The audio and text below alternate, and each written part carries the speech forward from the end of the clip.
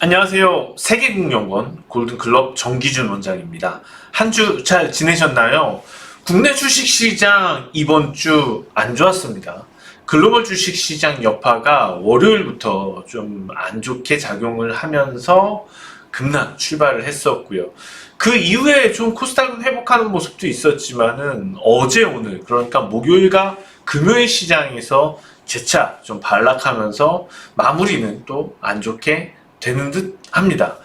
자, 그럼 국내 주식 시장이 현재 어떤 위치에 있고 앞으로 어떤 경로를 따라갈지 그 부분에 대해서 좀 오늘 시간에 얘기를 해보고, 그리고 현재 위치에서 조정을 이용해서 저가 매수할 수 있는 급등가는 종목은 또 어떤 종목일지 한번 같이 찾아보도록 하겠습니다. 자, 지난주에 예측한 부분은 이번 주 시장이 급등할 것이라고 좀 예상을 했었어요. 그런데 잭슨홀 컨퍼런스가 예상과 전혀 다른 방향에 영향을 미쳤습니다. 주식시장이요. 안타깝습니다. 아무튼 뭐 시장에 대해서 이번 주 원체 좋게 말씀을 드렸기 때문에 그 부분에 대해서 좀 죄송스럽게 생각을 하고 있고요. 그렇지만은 그럼에도 불구하고 지금 시장이 무너지는 것은 아니기 때문에 추세가 꺾이는 건 아니기 때문에 여전히 전망에 대해서 단기 이슈에만 치중하지 말고 좀 멀리 볼 필요가 있다고 생각을 합니다.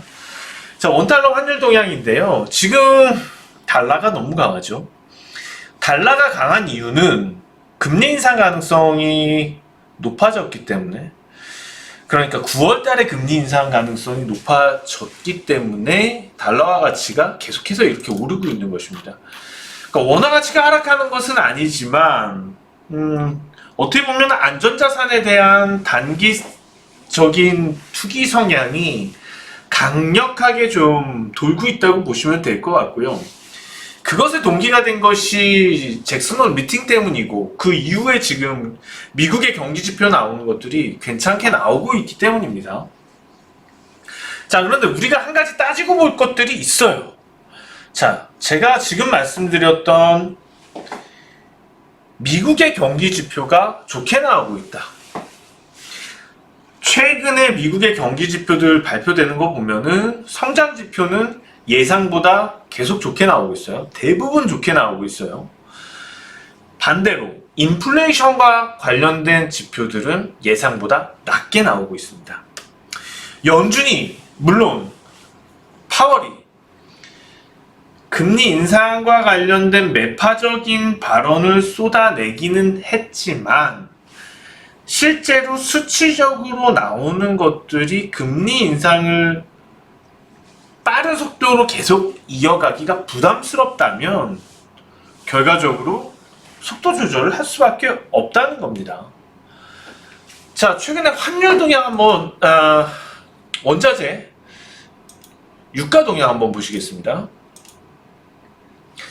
유가가 재차 하락을 하면서 다시 저점, 연중 저점까지 내려오게 됩니다. 자, 인플레이션에 가장 문제가 됐던 것은 원자재, 그 중에서도 휘발유, 국제유가가 문제였죠. 그게 잡히고 있어요. 그게 잡혔어요. 곡물 가격도 잡혔잖아요. 이런 상황에서 경기 지표들은 좋게 나온단 말이에요. 그러면 우리가 표면적으로 어떤 말로 떠드는 부분에 있어서 사실은 위축이 됐지만 실질적으로 경로를 따라가 볼 때 급격한 금리 인상 가능성은 점차 낮아질 거라는 겁니다. 그래서 9월 FOMC에서 75베이스 포인트를 인상할 가능성도 낮을 수 있다. 50베이스 포인트를 인상할 가능성이 오히려 더 높을 수도 있다고 저는 판단을 하고 있어요. 9월 20일까지 가봐야지 알겠지만은, 그 전에 나오는 물가 지표들은 당연히 예상보다 낮고 전달에 비해서도 내려갈 겁니다. 그런 수준이라면은 실제로 우리가 크게 우려하는 만큼 계속해서 금리 정책을 빠르게 그리고 내년에도 속도를 높여서 가기는 어려울 겁니다. 특히 내년 3월 이후인데요.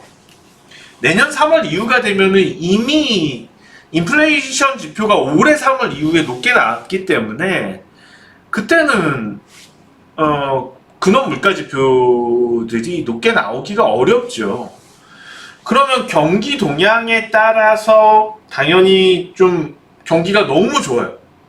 거기에 따라서 성장을 해요. 그러면은 점진적으로 금리를 더 올려갈 수는 있겠지만은 그게 아닌 상태에서 무리해서까지 가는 거는 명분이 없습니다. 명분이. 그러면 시장에서 예상하고 있고 이미 예상한 그 금리 인상 폭을 벗어날 가능성은 없어요. 3.75에서 4.25 미국의 금리가 기준금리가 그것은 이미 시장에서 다 반영을 했다고 보면 될 것 같고요. 이런 상태에서 최근 들어서 한국 역시도 그러니까 지금 한국뿐만 아니고 전 세계 주식시장이 마찬가지일 것 같은데 환율이 이렇게 나오는 이유는 상대 국가의 금리 차가 되겠죠. 사실상 한국은 미국만큼 금리 수준을 높게는 못 갈 거고요. 그러다 보니까는 환율 자체가 지금 최근 들어서 원달러 환율이 높게 나타났다고 보입니다. 그렇지만은 그런 부분 역시도 많이 반영을 하고 있다고 판단이 되고 있고요. 그러면 자 보자고요. 이제 금리 인상이 멈추거나 아니면은 정말 느슨한 속도로 갈 것이다 라고 우리가 판단할 수 있는 것은 내년 2월 3월이면은 가능하다는 겁니다. 그러면 그게 내년 2월 3월이라면 시장은 3에서 6개월 미리 반영을 할 수 있다는 거고 3에서 6개월 미리 반영을 한다면은 지금 국내 주식시장으로 넘어와서 봤을 때 코스피 지수가 이번에 나타났던 7월 이후 나타났던 이런 상승은 베어마켓 랠리가 아니고 불스마켓의 시발점이라는 겁니다. 그러면 불스마켓이 시작하는 위치에서 언제나 큰 변동성은 항상 필연적으로 나타나게 됩니다. 그러면 여기서 더 빠지던 다 빠졌던 그게 중요한 건 아닐 것 같아요. 이후에 추세 파동의 저점이 어디서 잡힐지는 모르겠지만 시장은 분명히 그 이후 반등은 꽤 가파르게 갈 수 있다는 겁니다. 왜냐하면 내년 초 이후에 그 이후에 나타날 동향들을 생각을 해야 되기 때문에 그 이후에 나타날 동향들은 근원물가 지표는 전년 동월 대비해서 계속해서 낮게 나올 거고요. 그러니까 연준에서 목표로 하는 치 이하로 계속 나올 가능성이 높아요. 반면에 최근에 나오는 것들은 미국의 경제 지표들은 좋게 나오고 있어요. 계속해서 이거는 예상보다 좋은 걸 떠나서 호조세를 보이고 있어요. 미국 경기는 호황이에요. 지금 나오는 지표들을 보면 미국 경기는 호황입니다. 일자리라든지 임금 상승률이라든지 소비자 심리지수라든지 이런 것들 판단했을 때 미국 경기는 좋은 거예요. 전 세계 경제에서 심장부 역할을 하는 게 미국의 소비입니다. 미국의 내수예요. 지금 그 상황인데 우리가 너무 많은 것들을 우려를 하고 있는 건 거죠. 이거는 반영을 할 겁니다. 이런 부분들을 반영을 할 거예요. 그렇다면 자, 시장은 지금 위치에서 물론 연준은 계속해서 견제를 할 거죠. 시장이 올라가면.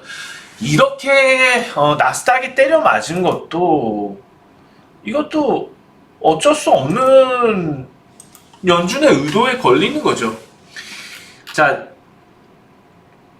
7월 말에 속도 조절, 금리 인상 속도 조절과 관련돼서 한마디 흘렸어요. 파월이 7월 말에 한마디 흘렸는데 그냥 여기서 15% 껑충 뛰어버립니다. 그거 한마디 흘렸다고.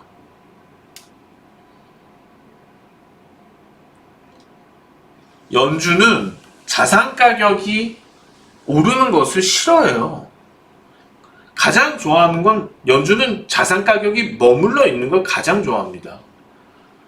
말 한마디에 이렇게까지 튄다고? 잭슨홀 앞두고선도 이틀 동안 또 올랐어요. 이렇게 이틀 동안이나 올랐어요. 그러면은 사실상 파월 생각에는 안 되겠다, 주의해야 되겠다고 생각을 하고 더 독하게 얘기를 쏟아 부어 쓸 수 있죠. 누구라도 그랬겠죠. 자산 가격 오르는 거 싫어하니까. 그럼 성공이죠. 지금 그런 부분 때문에 시장은 조정을 보이고 낙폭이 크게 나타나는 거지, 장기적으로 봤을 때 나오는 데이터들 자체가 그렇게 되지는 않는다는 겁니다. 다시 얘기하면 이 유동성들, 시중에, 전 세계 시중에 지금 깔려있는 유동성들을 어떤 방법으로도 흡수할 수는 없습니다. 기회가 된다면 폭발적으로 튀어요. 이번 조정을 넘어가면은 국내외 증시, 한국 주식시장 포함해서 매우 탄력적으로 튈 수 있다고 분석을 합니다. 그러면 우리는 오히려 지금 상황에서 위축이 된다면 이번 조정 이후에 나타날 랠리에서 소외될 수밖에 없어요. 왜냐하면 이제는 나쁜 소리보다 좋은 소리가 나올 게 더 계속해서 앞으로 그럴 가능성이 큽니다. 물가를 만드는, 최근 들어서 급격한 금리 인상을 유발시켰던 그런 물가 가격들은 안정을 찾고 있고, 침체까지 얘기를 하고 우려되었던 글로벌 경기 동향도 사실상 그 정도까지는 아니고 일시적이었을 수도 있다는 생각을 하게 되고,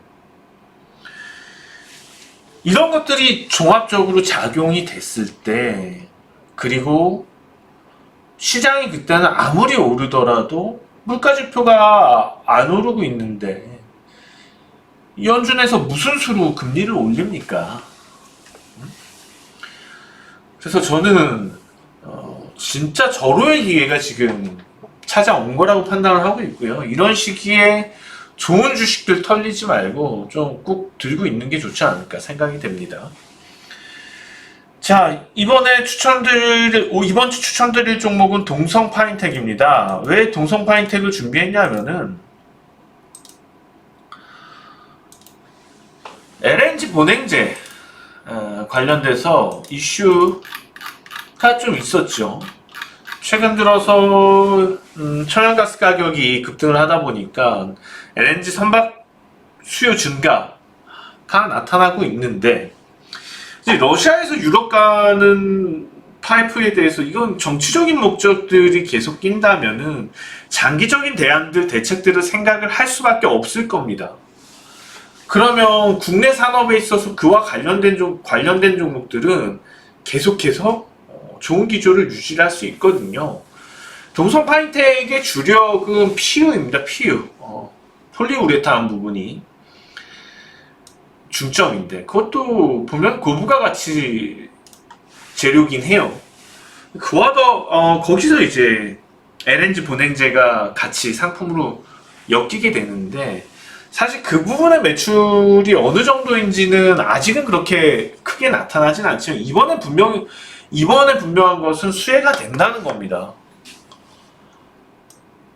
그래서 지금 주가가 크게 치고 나가다가 이번 시장 조정으로 한번 꺾였죠. 특히 국제유가와 더불어서.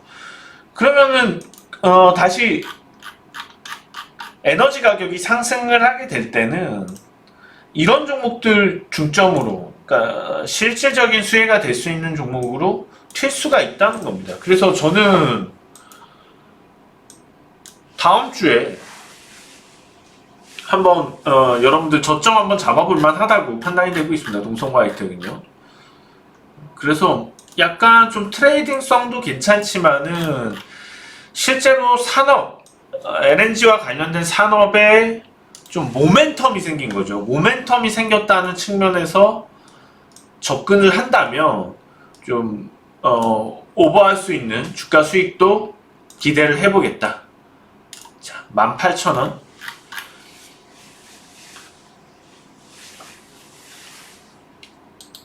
그 건실하고 괜찮은 것 같습니다. 동성 파이트 보니까요. 테마로 엮이는 경우들이 있긴 하지만 그것이 너무 좀 중장기 추세에 그렇게 영향이 되는 건 아닌 거고, 지금은 본격적인 어떤 LNG 모멘텀에서의 수혜 가능성이 있기 때문에 좀 조정을 이용을 해서 2차 상승은 좀 대비하는 전략, 이 정도까지 말씀을 드릴 수 있을 것 같습니다. 자, 오늘 시장 어느 정도 위치에 있는지에 대해서 좀 자세하게 설명을 드린 것 같고, 주간 단위로 좀 유망주 추천까지 해보았습니다. 저는 다음 이 시간에 뵙겠습니다. 지금까지 정기준 원장이었습니다.